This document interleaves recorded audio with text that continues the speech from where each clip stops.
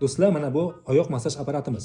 Bu apparatimiz hozir bu funksiyalari, knopkalari, nima vazifani bajarishligi haqida hali hech kim aytib o'tmadi. Shuning uchun hozir buni biz amalda ko'rsatib o'tamiz. Do'stlar, apparatimizni oldin tokkalab olamiz va bunga toliqqan, charchagan oyoqlarni solamiz va mana bu knopkamiz, yoqib o'chirish knopkasi. Unda bosamiz, apparatimiz ko'rib turganingizdek ishlashni boshladi.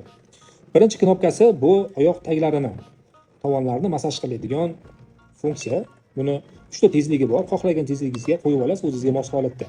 Ikkinchi knopkamiz bo'lsa, bu oyoq boldirlarini, orqa boldirlarini massaj qiladigan funksiyasi. Buni ham xohlagan tezligingizga qo'yib olishingiz mumkin va uchinchisi juda ham kerakli bo'lgan funksiya ham oyoqlaringizni issiq holatda, ya'ni taglarini isitib beradi. Ayniqsa sovuq kunlarda juda ham qo'l kelarini ham o'zingizga mos haroratini qo'yib olishingiz mumkin.